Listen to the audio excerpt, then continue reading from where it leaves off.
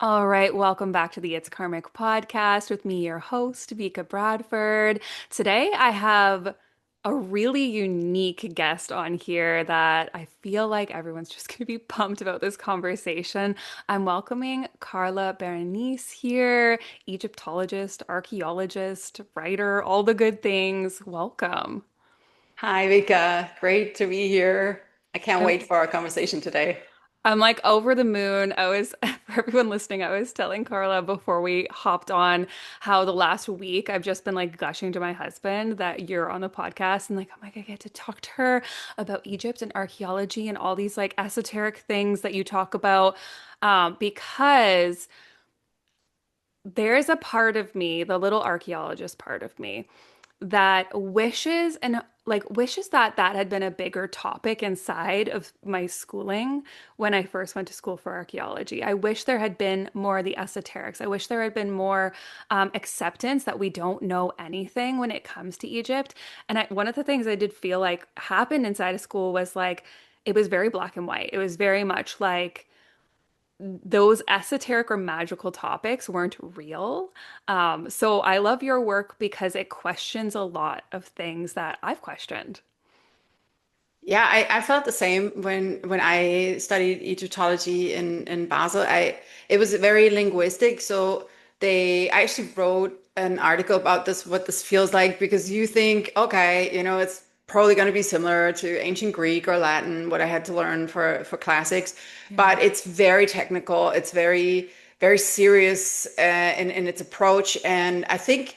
One of the reasons why the discipline stays away so much from anything that even looks remotely esoteric or any of these other topics like magic is because the discipline already has a hard time to be taken seriously Mm. as a sort of as a science and as a culture in itself. And it happens to you a lot when you go to a conference and even in front of colleagues and other archaeologists, like you throw up the first slide and then there's a weird knife wielding cat on there or some bird flapping around and then everybody is just like, oh, okay, and people just Mm. check out. So I think Interesting. this is why there's this like real seriousness in the discipline because they really want to get away from that, and that's a good thing. They Mm. don't do the pyramids anymore. But at least not when I was, they do the pyramid texts. I did a seminar on the pyramid text, but they really try to stay away from any topic that sort of smacks of sensationalism, of mainstream media stuff, and anything esoteric. And it's more like a defense mechanism. It's not that Mm. they're not interested in it. It's because there's so much great stuff, so many great papyri that deal with Yeah. ancient Egyptian magic and metaphysics, and so it is read and it is translated, obviously, but it's not being made a big deal out of in the academia for a reason. So interesting. I'm thinking about like all the things I've read about, the sensationalism that obviously happened in the 1800s and the 1900s. And it feels like a overcorrection maybe Hmm. into how big it got. But I'm sure we could go down that rabbit hole. But I want to know before we fully go into the goodies, the good stuff, the juicy stuff. How did you get here? Like, was this always an interest? I know before we hopped on, you said there's like this inner child that had all this curiosity. This route for you, was it always sort of in your sphere? Did it pop in randomly? Yeah, how did you get started in this work? I heard the story from my mom who said that with 6 or 7, I just announced that I was going to be an archaeologist, and she thought that I was just proud that I could pronounce the word, that's why I was saying it. And I don't really remember why I just kept saying this, but it got to a point where when I was picking my main field of study, so to speak. My one of my oldest friends was with me, and he said, "You know what, Carla? I know like there's like smarter things to pick, but didn't you always say you wanted to do archaeology?" And he sort of brought that back to me in the moment where I was really going to make that decision, to like in Germany we say to write yourself into the sort of coursework, and so I changed last minute. I changed Oh, last minute. I decided on a whim. You know what? Yeah, you're right. I'm gonna write myself down for classical archaeology, and the lady sort of looked up at the office and she was like, "Are you crazy? Like, what are you doing with your life?" And I said, "Yeah, I think I want to do that." She said, "You know, you gotta like you have to speak Latin." And it also happened that I went to a school where they taught Latin, so I had the what is called the Great Latinum, and that sort of emboldened me. And I said, "You know what? I already got that. So write me up. I'm here, and obviously life was preparing me for this." And then I went to the first evening where the archaeologists met, and then I mean after that, yeah, I felt like I had met my tribe. It was incredible. It's a great group of people, and it's sort of a community where everybody knows we made a crazy decision with our lives because this career will lead you to nowhere, and we're doing it anyway. So it's a sort of after me the the delusion, like you don't care anymore because you've made this crazy decision and you want to go through with it, and you sort of follow a crazy childhood dream, or I don't know. And so everybody's there for a different reason, but I think for me it was something that sort of stuck in my mind. And yeah, I've been trying to sort of reconstruct what did it. I was also a big Star Trek fan, Next Generation, and Jean-Luc Picard, the Star Trek captain, his sort of shadow career that he could never realize was to be an archaeologist. He was an Mm, interplanetary archaeologist. I think this is where I got the word from. This is where I got the idea from interesting. as a kid because I loved watching it. So that's all I can say. There's so much resonance in everything you just said to similarities in my own story. And I remember when I was in my later years of high school saying I like went down to the guidance counselor and I was like, I want to do university in Egypt or in Greece. And they were like, are you all right? And I was like, help me figure out. And they would like help me like talk to these people on the phone in Greece of this student from Canada trying to get there. It didn't work out, but then I did go into archaeology in university, and I remember walking across the stage when they like give you your diploma in our final year of high school and you graduate, and they would announce what everyone was going to university or college for. And I remember the teacher stumbling when he said archaeology, and he said it with a question mark. It was Like like archaeology. literally, it was the funniest thing, and his face was just like, pardon me, what word just came out of my mouth? And I just Yeah. looked at him and I remember nodding and being like, yeah, you said it right.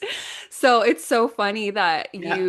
that everyone kind of had this moment of like, I don't know where this is taking me. This isn't logical, but there's like this deep desire to do this thing. So I love so much that you just like followed it and you actually are doing part of like what my soul it's like this like two-faced thing where I'm like, I know I'm doing what I'm supposed to do and I love my work so much. I always call it archaeology of the soul is my work is like that's what I call it now. But there's this little inner child in me that's like, man, I wish I was just like digging around in some dirt, like finding really cool things in Greece or Egypt. Yeah, and it really is that cool. It's very strenuous, and it's exhausting. And I used to do it because I obviously later on I had to get a day job, and then I used to go on excavations in my time off. I mean, everybody at the Mm, excavation was laughing at me, like, "What are you doing here?" And it is very demanding, and it's not easy to share your room with like three other people. You get up at 5 or 4 in the morning and then work all day in the sun. But every moment of it, you're just happy. And mm. that just what you just said, that you're exactly where you're supposed to be. And that sort of carries you through no matter what hardship. And there's a lot of that in the community. I mean, there's also a lot of people who said like, why did I do this? And they Yeah. switch, or they become teachers, or go in a totally different field, or they do what I did, like get a day job and sort of do it as a passion. So everybody sort of tries to make it work in different ways, or you go into academia and try to find work there, which is also tough. But there is a sense that as long as you're doing that, as long as you can keep that alive, there is something special about that you can Mm. sort of keep, yeah, keep that spark and that sort of inner child doing what it loves doing. It's very special, and it does feel really good. Yeah, it's really beautiful to see, no matter how we make it work, is like you're continuously living out that inner child desire feels so important. I read something recently that really hit home, and it's been going around the internet basically just saying like after 30 or 40, you figure out that like the 16-year-old you actually knew what you wanted, and you just start to really embody that those desires again, or like the 8-year-old you. I think they used 16, but like even the 8-year-old you is like you knew what you wanted, you knew what you loved, but then the world kind of teaches you that's not safe or that's not logical or don't go that way. And then in your 30s and 40s, you kind of just start to own it again. So I kind of love that you just continued to own it the whole time. I did get cold feet. I mean, you do sometimes really sit there and be like, what have I done? What have Yeah. I done? And there was a moment where I wanted to drop out after the first year, but then I managed to get a sort of side job, day job while I was still studying that where I felt this is going to be my backup. You know, if I Mm, have those two pillars, I'll be able to make it. Like I think a lot of artists can relate to, I mean, even I don't know, Harrison Ford was a carpenter, and that sort mm. of was the other pillar to his acting. And he said it gave him the sort of confidence, you know, to show up to auditions and be like, hey, I got places to be. So it wouldn't get to him. So I think this was my way of handling it. It's not just all, you know, roses and rainbows. It's not at all. Yeah, I think that's a There are great ups and reminder. downs. Yeah, and just knowing like when we're leaning into our passion. I've been talking a lot on the podcast lately about visibility and leaning into like our actual creative passions, and it's such a great reminder to think like yeah, we want it, but we might need some extra support in the process. We might need to fund ourselves in a different way. And like I'm always like got my fingers in different ways where I'm like, how can I fund this very, again, same being an astrologer is a very unique path. It's not the easiest path as well. So I'm always like, yeah, how do I lovingly fund this existence? So it's a great reminder.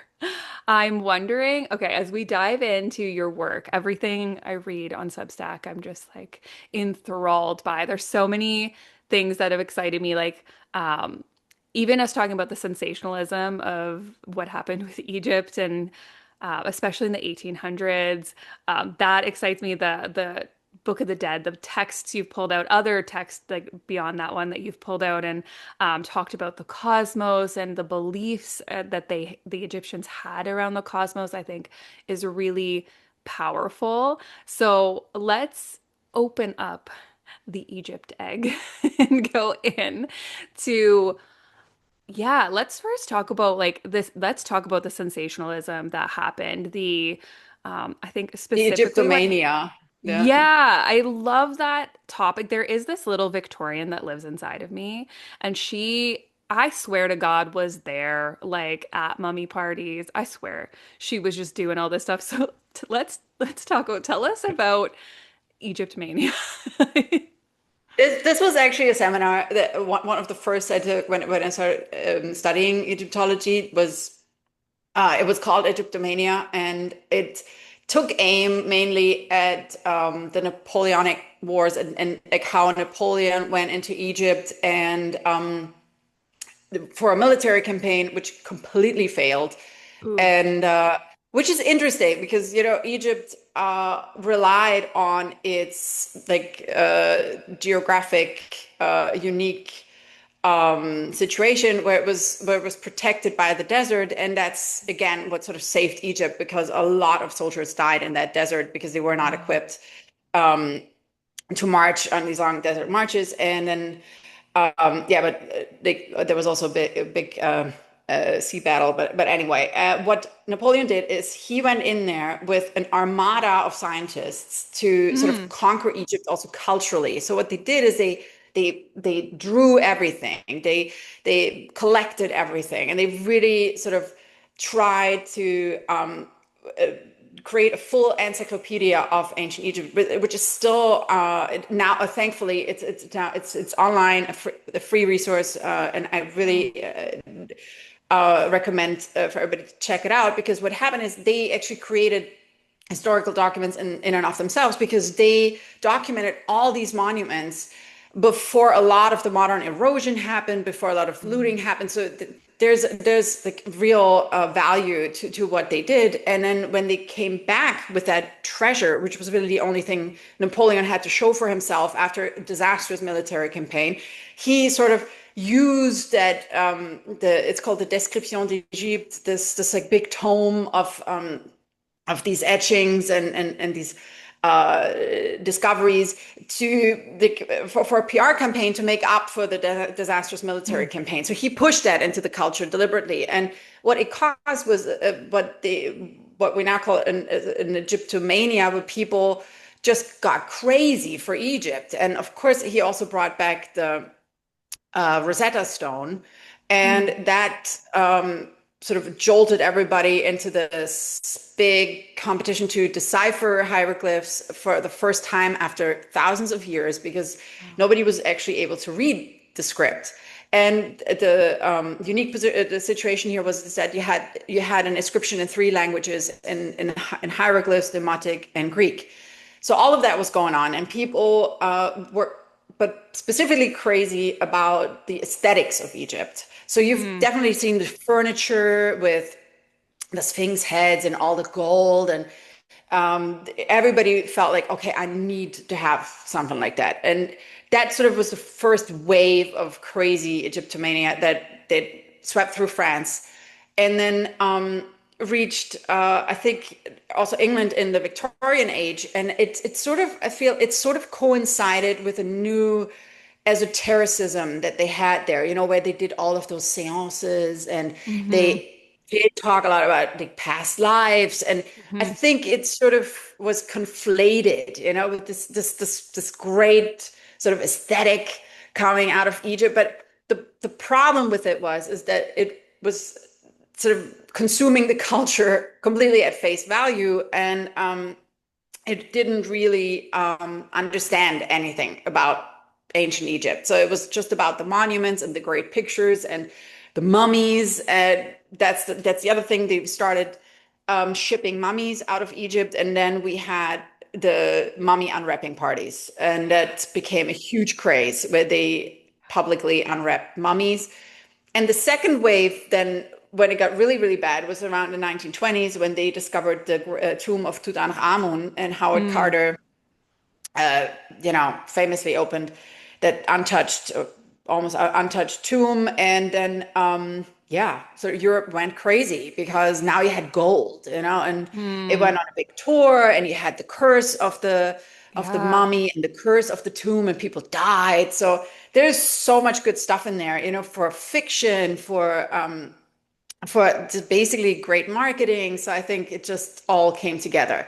And then they Yeah. kept shipping more and more mummies out of there. And it even got to a point, I think we talked about this on Substack, where there was even this thing where they ground up mummies and sold it as a sort of medicine, or I don't know, whatever people consumed it for. But it got really crazy at some Yeah. point where just everybody wanted a piece of this culture, whatever they Yeah. thought or were mistaken for whatever ancient Egypt was. It's so wild because it's like the macabre just went crazy in so many different ways. I'm writing an article about Victorian spiritualism right now and how it coincides with the period we just went through with Neptune and Pisces, and how everyone over the last, since 2011, 2012, it was like suddenly this new mythos happened and everyone was like highly spiritual. And now we've got the Galactic Federation and we're connecting to these like this is the way the universe was actually birthed, and it actually came from the beyond the stars, and I'm channeling these aliens, and I was Didn't like, they this is the also new have this era. ectoplasm? Like those, That happened, was yeah, in the that? spiritualism. Yeah, so I was going down this rabbit hole. So the last about 14, 15 years kind of was like it was like the alien version of the spiritualism that happened in the mid 1800s. And the ectoplasm I was just learning about the other day came toward the like this was like 100-year period basically where this happened, but the ectoplasm sort of developed later in that era. But it's so interesting because I didn't even connect that the Egypt moment happened inside of it as well. So now I'm gonna have to go down that rabbit hole and see how that sort of coincides to this whole movement. And yeah, like the macabre getting really, really activated, like to the point where, yeah, when I mentioned that on your post, I was like, I remember them eating mummies. I remember reading about people like eating, and it's so interesting. It was powdered. But I remember reading about people eating mummies, and I'm like, this is wild. Yeah, and I find this there is also a sort of a horror or yeah, macabre Yeah. element to it, yeah, this sort of fascination that just I don't know branches out Hmm. and also in all kinds of sectors, and I think that that was also the time where yeah, the first magazines started circulating, Mm. women's magazines. They started in the Victorian age, and I think they also picked up a lot of this lore and these aesthetics. So I think it also coincided with a wider sort of publishing reach of Mm. more like popular mediums, you know, that were circulated. So all of that came together, and what is strange is that a lot of the stuff sort of stuck, and that Yeah. people still have these notions in their head, and that's sort of all they know. I mean, there's a lot of areas, like the cultures that you don't really know anything about, you know, that you only have like the most garish details, like about the Inca or the Maya, you know, you're like, Hmm. whatever, isn't that the culture, you know, that that did sort of did life sacrifices of people, you know, Yeah. how you sort of conflate stuff, and then you Yeah. only remember the most ghoulish and brutal details. And I think this happens not only to ancient Egypt. This happens to a lot of cultures. I mean, people still think that you know Germans run around in lederhosen and I eat know. sauerkraut all day. So it's I don't know why how our brain does that. You know, it's sort of Yeah. it makes these tiny drawers and it just puts stuff in there. Yeah, So we get like stuck in a moment of time where something may have happened and then it just continues. yeah, and like, everything gets stuffed in there, and so I'm not saying that there's anything wrong with that necessarily. You can have fun with that all day. It's just that but again, and that this brings us back to the beginning of what we were saying, it really doesn't help the whole problem, you know, of like Egyptology or ancient Egypt not being taken very seriously as a Yeah. culture. So Hmm. it feeds into that again, you know, that Yeah. everybody, when you say, oh yeah, I'm focusing on ancient Egypt, they go, oh, okay, you know, the Hmm. like the gold mummy masks and the weird animal-headed deities. And so there's a sort of I don't know, snobbery, you know, that happened. And this is what Egyptologists sort of blame that Egyptomania for. That they say, you know, Hmm. if this had never happened, and if it hadn't been so commercialized so early as a culture, it would have been taken a lot more seriously. Right, right. So interesting. One thing I love about your work too is like, I was reading your post the other day about there was like the vessel you were talking about that they found opium in. And I loved what you wrote where it was like the assumption in the articles you had read was like, well, now all the Egyptians, ancient Egyptians were like high on opium. And these preconceptions that we get that we know about the past as if we like know 100%. But then what you had said is like, um, think about like the places you hid your pot as a kid, right? You just like put it in a like a weird little container, and the idea that that opium, who knows who that opium belonged to through the ages, right?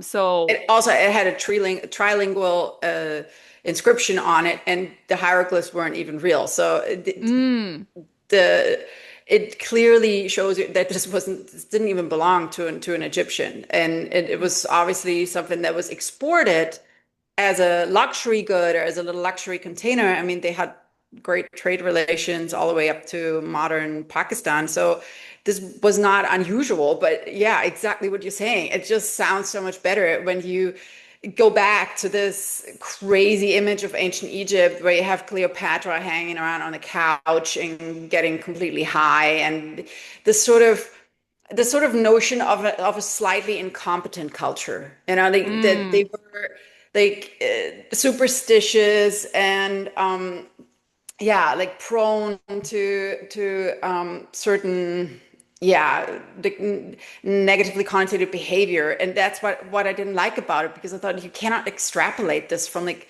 a few little finds, you know, that's just yeah. too much. And they did use opium, but for medicinal purposes Mm, mainly, and a widespread personal use is just not, there's no evidence for it in the archaeological findings. So that's, yeah, that's something that always rubs me the wrong way, because obviously you can get a good newspaper article out of it if you write stuff like that, and you can Mhm.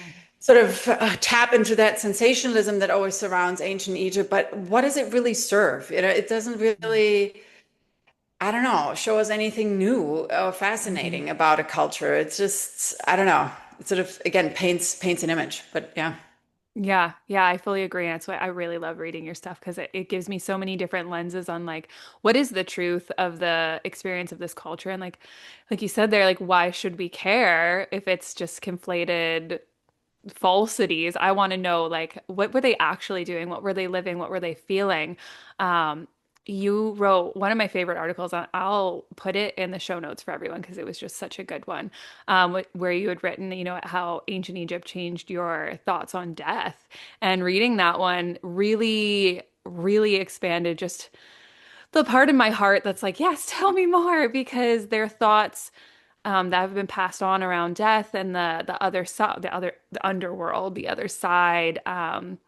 Really, it feels important inside of the world right now, how we're living, even just like in astrology and past lives. And I know Egyptians did not necessarily believe that we reincarnate. They had a different theory as to like what happens when the soul moves across into the other realm. So can we talk about that?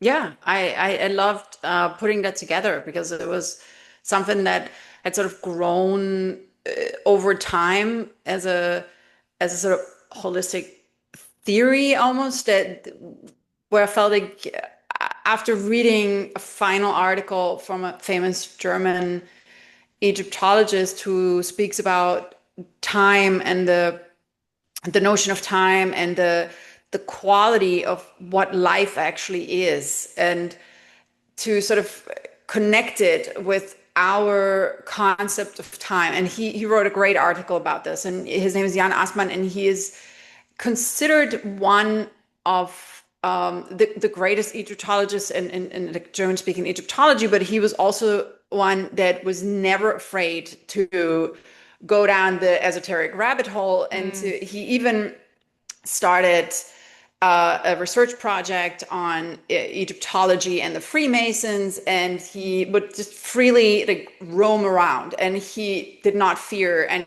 of these boundaries that I described before. Some people didn't like that, and that's fine. But I feel that there's a free spirit in there, and he has a great imagination. So the way he described it sort of made something fall into place with me, because I felt I've never connected the dots. You know how it happens. Like, you study a little bit here, you study a little bit there, you study, and it's the same with ancient Egypt. You sort of read the Book of the Dead, or you look at some of their afterlife papyri and their afterlife descriptions, and it's all sort of a strange convoluted mess where you feel like, okay, this is all very contradictory, and there's no through line, and there is no real underlying logic that I can see. I think this is what a lot of people feel when they first start learning about ancient Egypt. They feel like, oh my God, there's so many gods and there's so many like religious centers, and it all gets very confusing. And when I read that article, it for the first time all clicked, because he brings it all down also to the sun god, but to this one thing that you see all the time, which is the Ankh sign, and is the Mm. fact that we get life as a force from the divine realm. So this is what it all centers around, which is that we as humans, we have to maintain a sort of, or we have to live by a cosmic order that they called Maat. And in exchange, we're gifted life as a force, as a magical force. And maybe the word magic is problematic here, because the way we use it in our culture is like surrounded, like connotated with superstition and with Mhm. a sort of manipulation, and it has a strange ring to it. But the way the ancient Egyptian used it with Heka, that was their word for magic, is more like a primordial creative force. Mm. So from now on, when I use the word magic, I mean it in the ancient Egyptian sense, as this powerful creative force that we all have, that is sort of inherent in the entire cosmos, in the universe. So we're giving this life force, and then he makes that mind experiment to say, and it is connected also with the time that we have on this in this realm. So your lifetime is what is actually bound to a process where you go through different manifestations. So this is the scarab. This Mm. is the becoming, so to speak. So the theory is that there is a time outside of our time where everything is suspended. So think of, if I die now, this is my forever ghost outfit, and I float around in that sort of spirit realm, and I cannot change anymore. I will always look like that. Same, like same rules with vampires. So you know what I mean. So sort of Yes. suspended time, um, time continuum where nothing ever becomes. And when you're Mm. here, your your whole process and the whole sort of purpose of it is to become. So this is the time where an acorn turns into a tree, into an oak tree. And then when you die, the whole point of it is that you have completed that becoming on this time dimension. So you can be forever suspended in your forever ghost outfit, which is ideally that oak tree, because you did all the growing, all the becoming. And that life force that is coursing through you and that lifetime that you have already has that inside of it, so to speak. So you just have to sort of watch that unfolding. Just like an acorn doesn't need to do anything to become a tree, it just needs the right condition, and it does that. And for the first time, I sort of looked at myself and my being differently, as something that is naturally unfolding, as something sort of sacred or divinely given. And I thought it was beautiful, and that dying is not, just to stop existing, but to do as well as you can in this life, not to obstruct any of that unfolding, so you can then exist in this timeless suspended realm forever, in that form that you were supposed to become down here. And I think that's sort of beautiful. And when I read it all, like, you know wrapped up in a bow like that,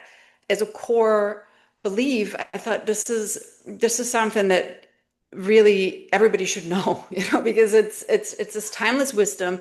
It doesn't contradict any religion, it doesn't contradict any sort of ancient mysticism, and it's just a beautiful way of looking at living and dying, because there's purpose in it, there's meaning in it, there is a higher order in it, because they also believe that order and meaning is already inscribed in this unfolding, in this entire cosmos that we're a part of. And that basically the whole point of us is that we have to sort of maintain and live by that order, and not deviate and not do terrible things, and that would obstruct that becoming. And that's it. Like, you don't have to do more. You just have to grow into that, or go through these manifestations, and that's your purpose, that's the meaning already there. So it's just a beautiful holistic approach to seeing life, meaning, purpose, time, and endless time, which is basically your life after death, or the plane that you enter after you die. Yeah. Yeah, so many like pings happening in my brain here because as you describe it, it feels so similar to like the laws of karma and the laws of whether we take reincarnation out, whether we believe we like come back in, but like it's this idea that each life is where we are becoming that oak tree, right? And we sort of sift through like, oh, I didn't learn this, or like this, I did something here that like didn't fully embrace that life force, didn't make me that full oak tree, and so I have to come back and work on it again, or I like didn't learn that lesson. But even if we take that away, it feels so true that um, yeah, like we are becoming, and there are sort of these cosmic laws that say like we need to become our best selves, we need to grow into our best selves, and um, the idea that we're sort of over here also watching ourselves become our best selves, I 100% believe like the oversoul kind of idea is kind of floating in the ether, cheering us Yeah, on, they had that too. witnessing. The sort of these different soul aspects that Yeah. that are formed at birth. Like your car is sort of your spirit. I think that's the best there are no really good, because we always tend to translate all of that into soul, but those different soul Yeah. aspects had very different functionalities. So yeah, they had Yeah. that over the arcing, or I don't know, like timeless part of your soul that was the ka that would Yeah. yeah, that would sort of, I don't know if it watched over you, but it was definitely part of that other realm. While your Hmm. ba was your soul in the sense of your um the essence of you, or your emotional essence, and your the Yeah. essence of your decisions. And so they did differentiate between those different levels of being and those different levels of soul, that also remind me of a lot of other metaphysical systems that Hmm. sort of have similar ideas or themes or concepts, or just yeah, overlap a lot. So I think there is not much of a contradiction. I get that feedback also a lot when I post those notes or articles, and people say, "Oh, well, actually, that Hmm. that works with Yeah. Taoism. It works with Buddhism. It works with so many other systems. It even works with Christianity. It Yeah. doesn't really contradict what Jesus was saying." Hmm. With this other realm, and to come back as pure light, it is similar to the idea of after death, you have to sort of reintegrate those different parts of you, and then you become an ach, which is an effective Hmm. spirit that can go back and forth between those two Hmm. dimensions. It can be on the suspended timeless dimension, and if you do everything right according to the Book of the Dead, you can also come forth by day, which is the real translation of the title of the Book of the Dead. And the whole notion was that if you did all of that in the tomb with the mummy and with all of the different rituals that were needed, that you could also come back into this realm and sort of Hmm. wander around on Earth. So that was the whole point of Fascinating. all of these spells, that you would not only be in that sort of other realm of the netherworld, or whatever you want to call it, you could also come back, sort of what Jesus did, when he came back Mm. as pure light. So if you sort of in possession of the right, the Egyptians called it spells, which was the Book of the Dead, you could do all these rituals. You had the right powers to reunite, and then even yeah, wander this world, wherever, basically be wherever you wanted, because time didn't really matter anymore. But it's, like I said, it does not really contradict any other systems. It just Yeah. has like some, of course, this is culturally, like it has some very specific rituals. This is what happens Hmm. with every culture, that how you implement these overarching ideas is very specific to each culture. Yeah. And like I mean, the whole process of mummification, for instance, I don't think that these details are so important. It's just how that culture sort of solved that issue. But the underlying wisdom is so interesting, what it Yeah. tells us. Yeah, and I actually love you saying that because it feels like every culture develops like their own way of dealing with death and like how we're gonna get over there, what's going to happen when we get over there, like what do we need to do? But I also think how much ritual, maybe not, we don't need to be doing this much ritual, but I believe that the ritual used maybe back in these times was actually so helpful to us. There should be, I think, a little more ritual in our life, a little more connection to the cosmos. I think, correct me if I'm wrong, I was reading something you wrote about how they really believed like we were sort of helping the cosmos were helping us. We were like in this constant communion of using these rituals and spells to assist the cosmos. Am I remembering that correctly? I, I sort of interpret that from the negative example, where Okay. there's sources that say that if people engage in deviant behavior and evil behavior, that it can even cause like a tear in our sort of time space continuum. There was Mm, Egyptologist Miriam Lichtheim. She edited the anthology on ancient Egyptian literature, and she read a lot of their literary texts that also they go very deep into because there is not really a separation in genres between pure literature and religious texts. So she really read all of their texts, and she coined that term, and said that the belief was, and we have that also in the so-called Book of the Heavenly Cow, which was a very important text the first surface in the New Kingdom, where there is an idea that whatever humans do, it, it sort of invites in chaos. It creates a tear in the wholeness of the cosmos,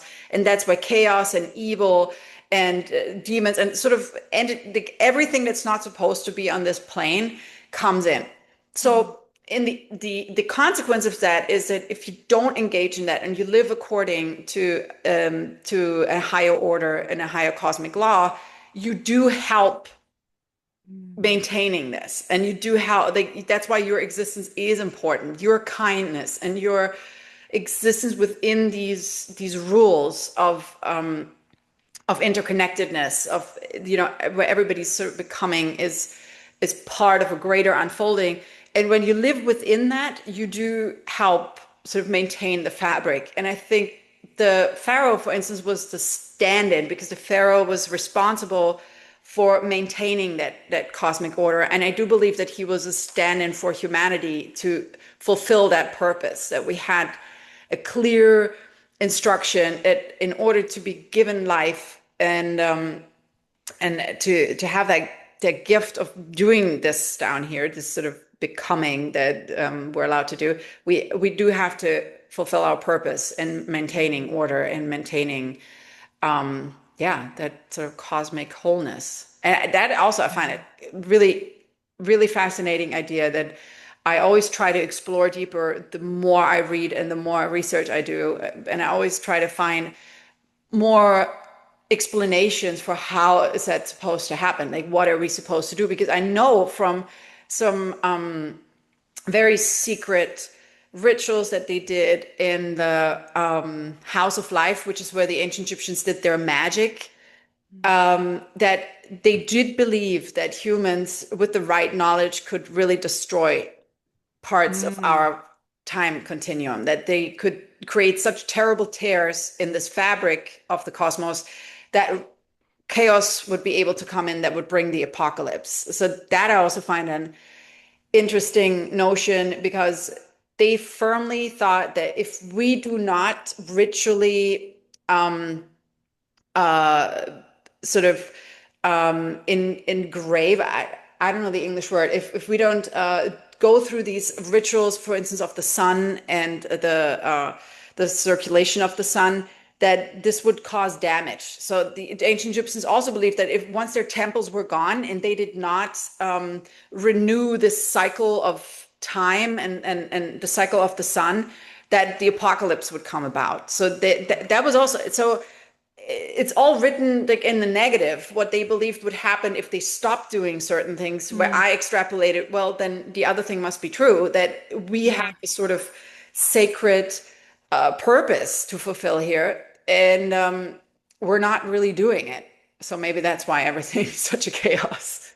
Yeah, and when I was reading that, that's exactly what I felt was like this disconnection of our role in life, like our role in being humans on Earth, like in this co-creative state that, um, yeah, like that we have a role, we have a purpose to being here. And it feels like when we look outside into the world, not everyone listening to this podcast, because we're a little more dipping in our toes into these conversations, but it feels like, the world is not actively out there trying to be engaged with how do we help the sunrise? How do we help the world bloom? How do we be better humans? How do we be operating in deeper love? Yeah, when I was reading that, that's really what I got from it too, is the idea that maybe when we disconnect from ritual in being human, we are leading to more of this chaos and these tears in the fabric, like you described.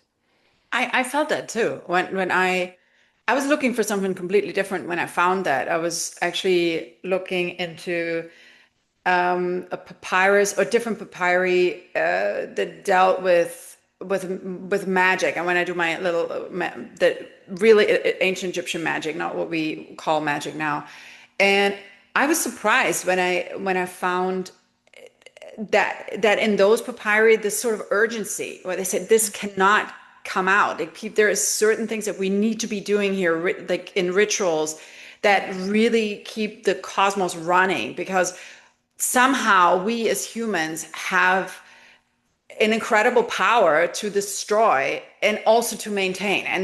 Hmm. And that sort of surprised me. And then there's a lot of apocalyptic and prophetic texts in ancient Egypt. They start very, very early, where they talk about the apocalypse and what will bring in what will bring about the end of days and sort of the worst possible scenarios. And it was all about the lack of ritual. It was all about Wow. us forgetting what we're here to do, and what Wow. the sort of ancient wisdom being wiped out. That was the worst scenario, like to be for ancient Egypt to be overrun, the culture to be wiped out, and for us to forget that this is something we need to be doing Hmm. desperately. And because otherwise, they predicted everything would fall into chaos and everything Wow. would just fall apart, because the way how they described it, it sounds crazy, but if you read a little bit, if you're a Star Trek fan, and you know a little bit, and really surface level, about like modern quantum mechanics, it feels like they just saw the world a little bit like it is. It's like this one-dimensional bubble that we live in. So our dimension, our sort of time-space continuum, in their eyes, is a very fragile thing. Hmm. And we in it are strangely powerful and totally oblivious to that. And Yeah. that is a dangerous thing. So those were the Yeah. two things that I clearly get from those texts. So I'm not making this up. I'm just sort of very like carefully tried to interpret what I read. Is there is a real urgency in those texts. Like if we forget that we have to do this, if we forget that this is our purpose here and that we have this sort of power, but in order to access that power fully, we have to be at a certain state or Hmm. stage. So similar to um, entering into a Shaolin monastery, you cannot just become a kung fu master from reading Yeah. about it or somebody Right. telling you a secret. You have to turn into that through years of discipline and Hmm. years of meditation and training your mind. So this access to like those levels of where you could really do harm, for instance, deliberately, they thought was not possible without very extensive training. So all of their priests got this, but not all of them, but those who were sort of tasked with maintaining time and those sort of important rituals, they had this sort of training. So it's not that every average person on the street could do this, but potentially we all have that sort of seed in us that can be developed into these massive cognitive, or I don't know, psychic abilities. And therein lies the danger, because they also said that if this knowledge gets into the wrong hands, people can really do damage with that. Right. And on the other side, they said, if we forget about this is just as dangerous, because Right. our little wobbly, sort of fragile cosmic egg that we sit in, that we think is so stable, apparently is not so stable. And Mm. if you read quantum mechanics and see that, all of this is sort of a kind of, strange cloud of possibilities that we sort of wobble through. It does take shape when you read that and you feel like, oh, okay, so there is something Hmm. about our reality that we're not aware of, that we're sort of influencing, and there is more to it than we can sort of see through our senses. And that is a fascinating thought, because this brings us back to what we said, what is so great about archaeology and what is so great about studying these ancient cultures is that when you're really open-minded, it does, open up a whole new world of questions Yeah. pertaining to our reality and to this new form, like a whole new level of curiosity. Like, what is it that we don't know? And what is it Hmm. that we need to desperately learn in order to do this right? Because I feel like we really fail at being human. I don't know.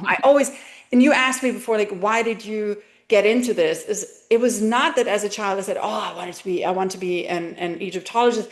It was really this sense of something's wrong here. Like someone is Mm. not, like, we're not doing this right. Like I always Yeah. looked as a kid, I looked at the world and I felt like, yeah, no, this is not how this is supposed to work, I think. And I always wanted to read more books and more stuff about is there other cultures who had better answers? Mm. Because I don't think we get it. You know what I mean? That was always my Yes. feeling as a kid. Like, I don't think we're doing this right. And then when I first went to Egypt and I started reading these books, I had this feeling in the back of my head where I felt like they knew something. Hmm. And that was the Yeah. first, I think that was the first restack. And I remember you said, like, I think they Yeah. knew what was I think up. I knew something. They really They knew. knew what was up. And they don't divulge this easily. The ancient Egyptians were known for that, that they would not just, volunteer this information. You had to work for it. You really have to read everything. You really have to learn the language. You really have to immerse yourself fully. And I haven't even scratched the surface. But I really feel that they knew something. Like there's just something in there that always made me feel like, yeah, there's something in there that we need to like I don't know, to extrapolate or to uncover because it might just give us one important piece of the puzzle of what we're trying to figure out here. Yeah. There's two things coming through as you're talking. There are these theories that the ancient Egyptians were the reincarnations of the Atlanteans, and that the generation that came in with Pluto and Scorpio are the reincarnation of the Egyptians. And there's this thought that like the generation from 1983 to I think 1994-ish are working through the Egyptian karma. And it's this fascinating thing just because of what happened in the 90s and everything too, like the rise of all the Egyptian stuff again. But as you're saying it, I'm like, this is so interesting moving into the times that we're in right now, where we're kind of working with, again, technology karma in the world and like, how are we going to use technology? Are we going to use it the right way? Are we going to abuse it again? Is it going to be like this Atlantean fall? Like, if we believe that the Atlantis is true, I mean, we'll never know, but there's so many thoughts around that that's like coming through as we're talking about this and like not wielding the rituals properly, not wielding the knowledge properly, the magic properly. And then there's this other book I read years ago. Who knows if it's true or not, but it's a past life recollection that this woman had of being a priestess. The book's called Initiation, and she has this recall of being initiated as a priestess in ancient Egypt. And she essentially initiates herself too fast, and the teachers, the wisdom keepers, the priests are like, you can't go fast because your body can't handle it. Your body will burn up and die. Your body cannot handle initiating to like this level before level 1 to level 10, you can't do it. And in the book, she initiates herself too fast and she dies. And she spends this time essentially laying in a sarcophagus for 3,000 years before she reincarnates again. And it's a really interesting book because I always think about like the energetics of life and how what you're saying here is like exactly what it happened in the book was like they told her you can't you there is steps you need to take. There are rises in your energy that need to happen as you go through each initiation slowly. There are years of mastery and knowledge that you need to gain before you become the priestess. So as you're saying this, I'm like, this is so fascinating listening to this and then thinking of that book.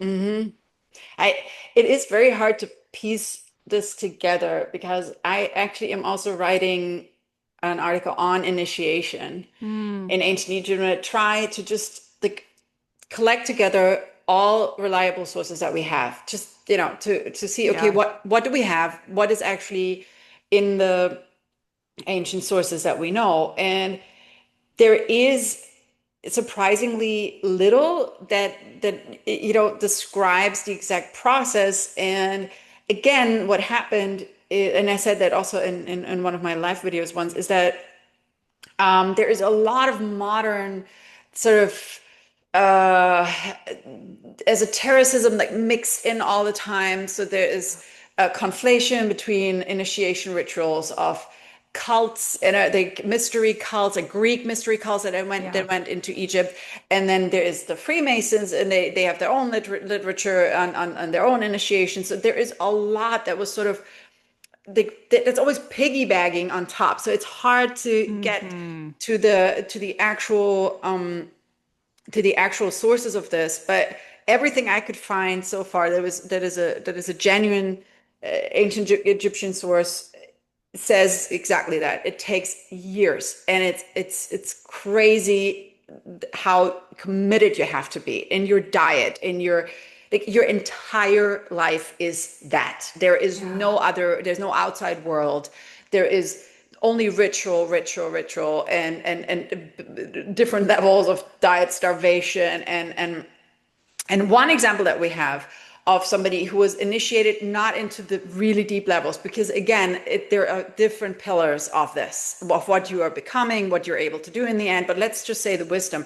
So we all know Pythagoras, the mathematician, and he famously went to one of the temples and was allowed in. So that's another thing that everybody thought this was like, the deep secrecy and no Mm. stranger could ever move in there. Not true. So he went to the temple, and he also famously described that he followed this weird diet. After he came out, he was this, people call him like this strange vegetarian. I mean, for Greeks, this is really strange. Yeah. They what happened to that guy? So they comment on the strange diet. It's not only that he was a vegetarian, it was a very specific strange diet. And the other thing is also that you have a completely different lifestyle. So that is not even for becoming a full priest. You have to adapt everything. There is not just, oh, I'm reading a little bit, because this is what we do nowadays. We want the Yeah. secret, and we want it fast, and we want to consume it, and then we want to know it, and we want to do stuff with it. Like this is always what you get in like these sort of modern esoteric circle, is that they either sell something to you, or they tell you, oh yeah, you can initiate, but it costs money. And then you sort of get like a trickle of information, but very little is the discipline mentioned, and the sort of Yeah. almost monastic lifestyle that is needed. And that's where I really feel we go so wrong nowadays, where people still feel like, oh, you can just consume this knowledge. I just pay my way up through these different, Hmm. I don't know, mystery schools, whatever is out there. But I really warn against that, because not every source that I can find also says like this is not how it works. You cannot sort of wield this power. You cannot have access to this sort of advanced knowledge without serious preparation and serious sacrifices. And that's why I always say this Shaolin monk, that really dedicates his entire being, his entire body, and all of his mental capacity to one thing. And that's the sort of commitment it takes. There's no half in, half out. I'm going to read a little bit about this, and then I'll have these powers at my disposal. So anybody who sort of sells you that, I think it just doesn't know what they're dealing with. That's all I can Hmm. say. Yeah, and I love that as a reflection. Like even just as an astrologer, there's so many people that like dip their fingers in and they're like, I'll become an astrologer. But I'm like, do you understand that, real astrologers are studying every single day. We're honing our craft every day. I mean, obviously I'm not living, breathing. I haven't like, given up my life to do it, but the amount of like application knowledge study everything, same with your work is like you're actively engaged with this work so deeply. But I feel like people now, especially with social media, are like, I'll dip my toe here, I'll dip my toe here, I'll dip my toe here, and now I'm this thing and I can change your life. And um it's such a good reminder that like these practices were like full devotee experiences where you gave your life and you lived in the temple, you breathed in the temple, you existed for the reason of these rituals and this life. And also, you sort of put your entire process of becoming. Like, I Yeah. think people also underestimate, and this is what I learned about what I said before, how much what you do shapes what you become. Mm, So what you do every day, all the time, shapes what you grow into. yeah. And that as a sort of my reminder, that because we live in a society where everything can be consumed easily, Hmm. fast, but Yeah. we've forgotten how being human actually works. That this sort of everyday ritual, the everyday of what you dedicate your time to, what you dedicate your thought and your mental capacity to, how that shapes you actively. We forget about that because Yeah. we're sort of kept in this immature state where you're constantly distracted, where you constantly consume things and you don't really dedicate yourself. But the people we most admire usually are people who have dedicated their life to something, either to Yeah. science or to climbing high Yeah. mountains or something where they really put their entire capacity behind it and then morphed into something or grew Yeah. into something that we almost did not feel was possible. I saw that woman who swam from Cuba Mm. to Florida, and I mean, what the woman was I forget her name, Nia, what she was able to withstand and to be in the water. I mean, you can tell that woman, that's what she does like, in her life, like to overcome Yeah. this sort of pain and like just keep swimming. Like this is the sort of level if you want to, if you want to like uh, sort of perform at that level and really get insights. That's the dedication that's needed. And you're so right. It's the same with every discipline, be it astrology, which is an ancient art that was practiced as far back as I think Babylonia and the Sumerians. Yeah. It's Yeah. it's something that has always been around, and the people who did it did this full time. This Full was time. not just something that people read some books about. This was a full-time job. Yeah. They worked for royalty mainly Yeah. and advised them and were instrumental in major decisions like wars have been waged Yeah. based on astrology. I People forget know. that. It gives People me always think chills to that think this is about such it. like it's a 20th century fad, and I said no, it's as old No. as humanity. It's really as old as culture, and I know. wars have been decided on astrology mainly. So it's I not so know. much for the ancient Egyptians; they were more into astronomy, but other cultures in the Near Middle East, for instance, they based entire political empires on that. So it's I but know. again, it was done by people who knew what they were doing, and they were doing that full Yeah. time their entire lives, and also approached it as a very serious science, and that's the difference exactly. That nowadays we sort of get duped into thinking, oh yeah, I'll just like ask AI or just, read the Wikipedia article. And that is the same as knowing stuff, but it's not. Yeah, It's it's not the not. same as like really having that sort of knowledge, having fed all of that into your subconscious too, having absorbed all of this and becoming that. That's a big difference, I feel. Yeah. No, I fully agree. And it's funny how, I don't use astrology for political purposes, but you'll see people out there being like, astrology is not political. And others, like astrologers, are like, by the way, astrology kind of began politically. Yeah. Like you said, to wait, choices on war, or like, what was the good day to invade? What was a good day to not invade? Or like, yeah, it's just so interesting as you say that. Yeah, so many kings and queens throughout European Yeah. history relied Still, heavily on their astrologers. Hmm? yeah. Apparently quite They, like still it is quite a big thing inside of like is it? royalty. I, I've I didn't heard, know. yeah, these whispers that, the monarchs in England still use it, the billionaires still use it. And I wouldn't be Oh surprised yeah, if, there's so many yeah, people that have yeah, also celebrities that yeah, all they're have using their it. personal astrologers. Yeah. Yeah. And even when you think about like everything happening in the world and the very good astrologers working in mundane astrology, looking at the days of like when Trump does this or when Iran did that, and it's all quite interesting where you're like, this is chosen very particularly. So yeah, it's fascinating. But as we're sort of wrapping up slowly here too, I'm wondering, I have a weird question for you. It might not be a weird question. I don't know if you believe in reincarnation or past lives, but I always wonder when I'm looking at your work, I'm like, do you feel like you were there, like in Egypt, ancient Egypt, in the like maybe even Greece too, because I know you did the classics in Greece. Like, do you feel like you're there and there's this part of you sort of remembering everything you're reading, like it's like ingrained in you and it's just turning back on? So here's what I believe in. It's more of a Carl Jung collective Mm, consciousness, love it. maybe. Go there. And I feel that there are areas of our collect that I feel more drawn to, and that I almost feel like are very vivid in my imagination. So Yeah. that is something I feel. So whenever I would go to Egypt, or whenever I would find certain texts, I once found a text of a guy who wrote a very passive aggressive letter copying in like three other people about him like being so frustrated not getting any paint, for he was like obviously decorating a tomb. And that was so that felt so alive, and that felt so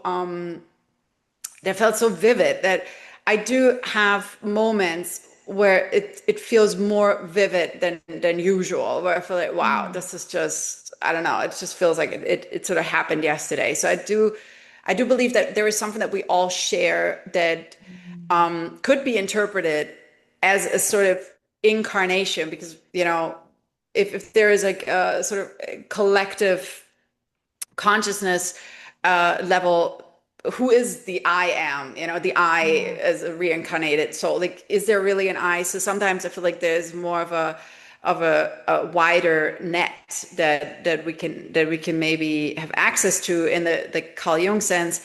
But I do definitely feel a strong connection to ancient Egypt or to Greece Yeah. when I study those cultures. But almost like, yeah, also sometimes to the Middle or Near East. It really Hmm. depends how deeply I go in there. But I think this is why I enjoy so much really reading those original sources, because it sort of gives you access in this form of vivid imagination, where the more you sort of bring out and the more you read, the more you immerse yourself, the more it comes to life. And that's really something I enjoy. One of my favorite astrologers talks about, so like there's the idea that we have past or other lives, who knows, could be other dimensions, right? But she also talks about I can't remember what she calls it, but like I think she calls them imprints, where there's such big moments in time, like how important ancient Egypt was, or how important ancient Greece or Rome was, how the collective unconscious can sort of like grip to an imprint, and we can sort of live out a piece of that imprint. So as you're describing, I'm wondering if it's a bit of that, where it's like a piece of that imprint is like getting activated and turned on inside you.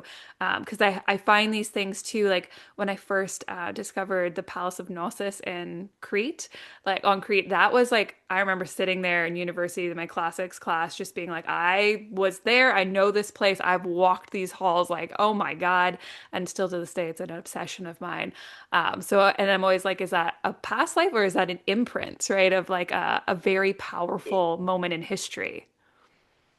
I ask myself the same question, like, what is this that we remember, or we think that we Yeah. remember? Is that really our memory? I don't know. But Hmm. I can tell you, when you study Egyptology, there is a lot of people who study Egyptology late in life, and they Mm. make up at least a third, like when Wow. I did. And they sit there and they openly, like in your seminar, they talk about, oh yeah, I was there, I was a worker, and I worked on this obelisk. So you have that a lot, and that's Fascinating. really a large part of people who populate your ancient, like your Egyptological seminar. So this is not Cool. unusual, and it's funny that it's always ancient Egypt. It's not, Yeah, it's big. you very rarely get people who say, "Oh, actually, I was a foot soldier under Basil the First in the Byzantine Yeah. Empire." Like you never Yeah. get that. This is not. Like, it's always ancient Egypt. So Yeah.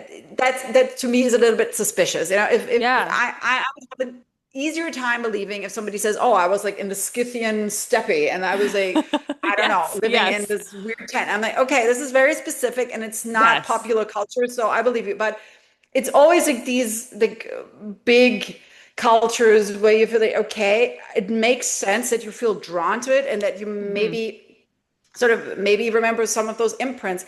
But I sort of feel that it's a little bit bigger than just one person's Yeah. memory.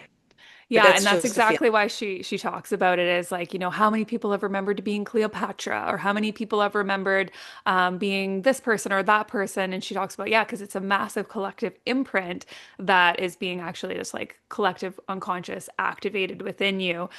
So I agree too. Like, there's so many instances of regressions where people do remember those crazy details where they're like, I was in this place, that guy was my neighbor. Like, there are these recorded fascinating things with this man recorded all these reincarnation experiences in India. He went through like thousands of cases. I think there's 4,000. And like this one little boy was able to name his murderer in another life, and like right down to where he lived, who lived next door, what he looked like. They solved the murder based on this. Um, But when we're looking at these things where it's like, I was there, I was like in Egypt, that feels more like a collective unconscious imprint of remembrance of an important period of time. I think it's really important to stay open-minded because Yeah. science always acts like they have absolutes and they have like sort of the monopoly on knowledge, and then in 100 years you have to rewrite all the books Yeah, because isn't that the truth?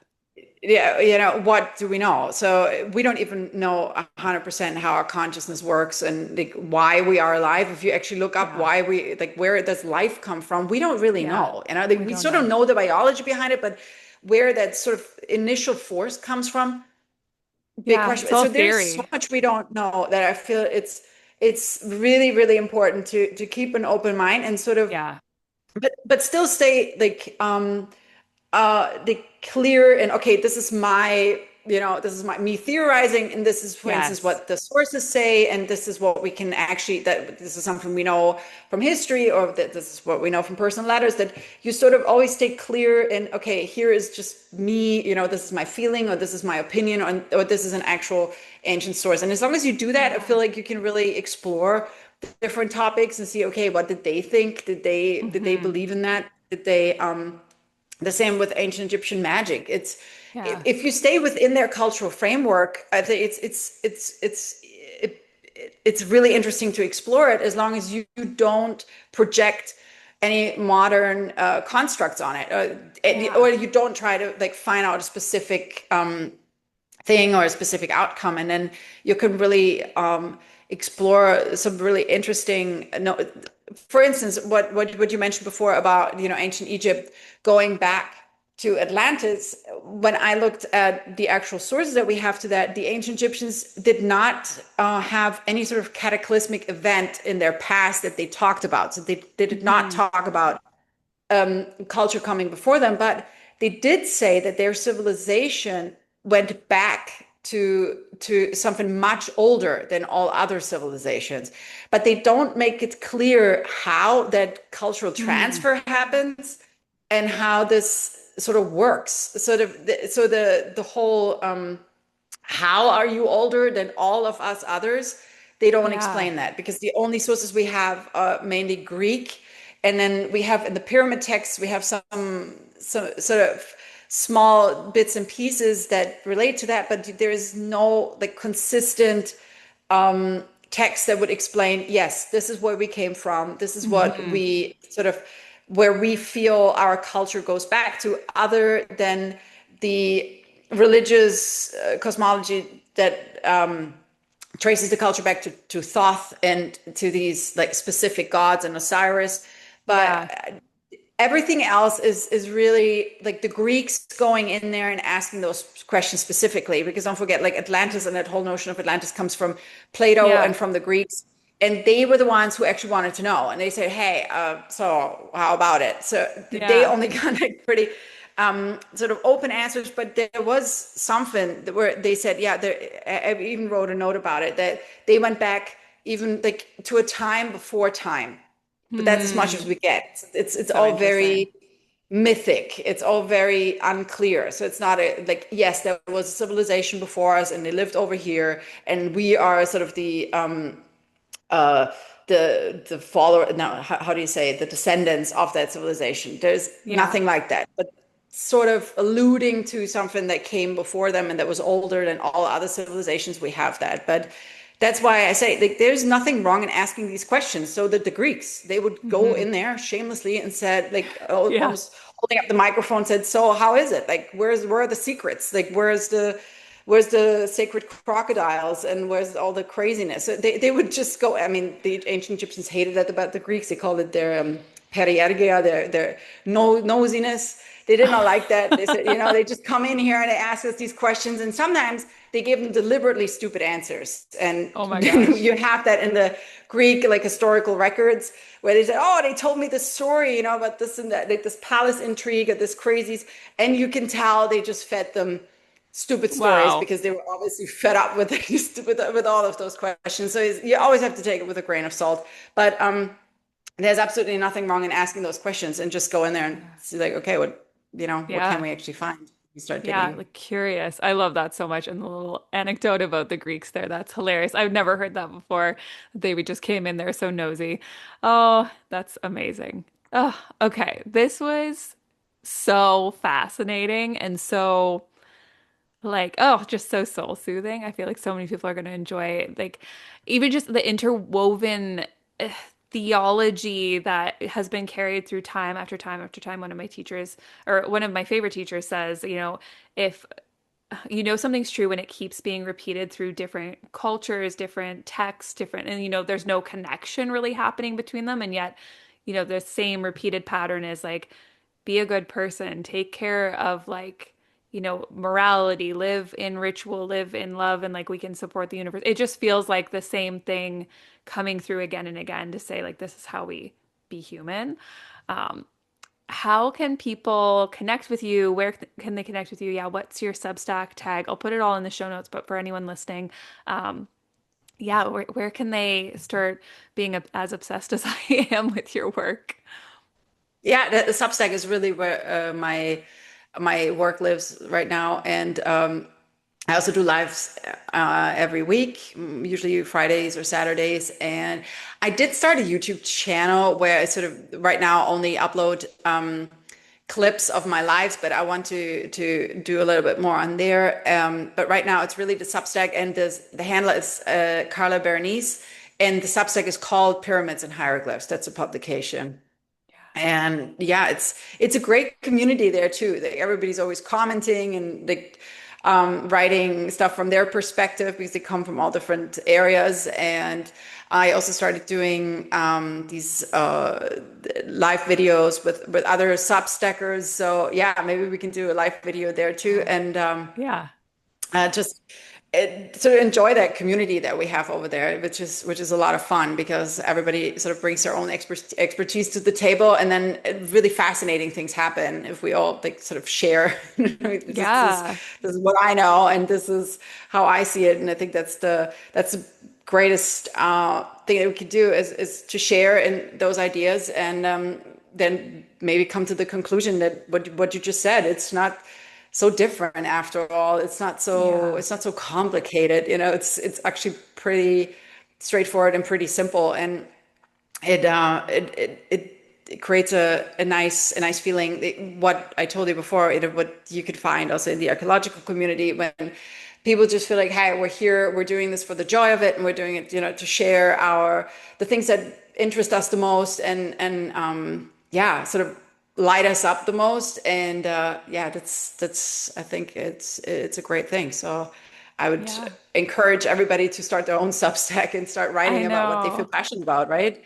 Yeah, it's such a great platform for exactly that. It's like you have this passion, you like writing, you want to talk about this like thing. There are people on there that want to read it. Like I love how engaged your people are. I see it all the time. Like people just their thoughts and their excitement over what you're talking about or a reflection. And I'm like, yeah, like people really want to read about what you're writing because it has such a resonance. It's exciting, it's unique, and there is this little piece of us that has clearly this imprint that's really excited about ancient Egypt. So, yeah, I agree completely.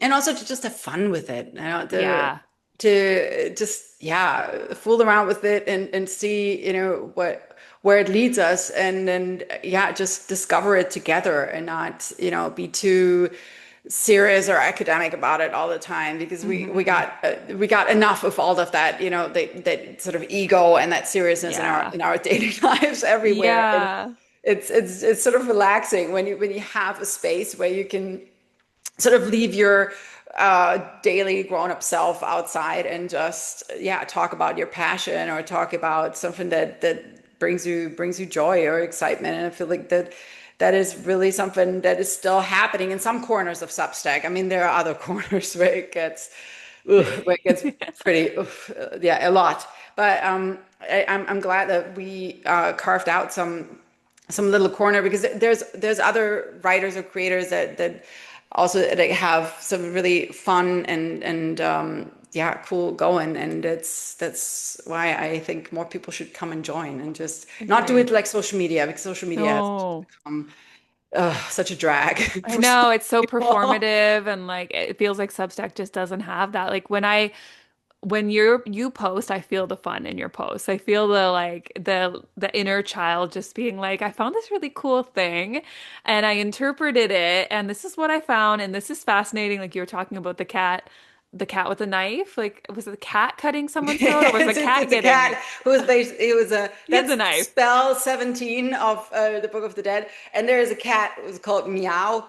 And that's just the name, that's the name, the word for cat in ancient Egyptian. And it's cutting the snake of chaos, The Apophis' snake. head off.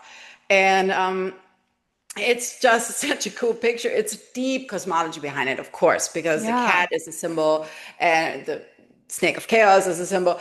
But you can really have fun with it. Yeah, Yeah. because I mean, that cat is called Meow, and it's basically saving our universe every day. Ritual, Mm, like in this spell and in this ritual. love And this. that's what I meant before. There's really nothing wrong with having some fun with, learning stuff or like discovering stuff because I didn't know about that cat either until I really started like going deep into the Book of the Dead and into all of the research and everything that I found. So when I find these things, I get such a kick out of it because it's just incredible. There's just so much like we discussed before that we don't know, that we're not aware of. And I find these funny letters from people, or I remember when I wrote about the grave robbers. And Yeah. I thought, man, this is organized crime. And like, these Yeah.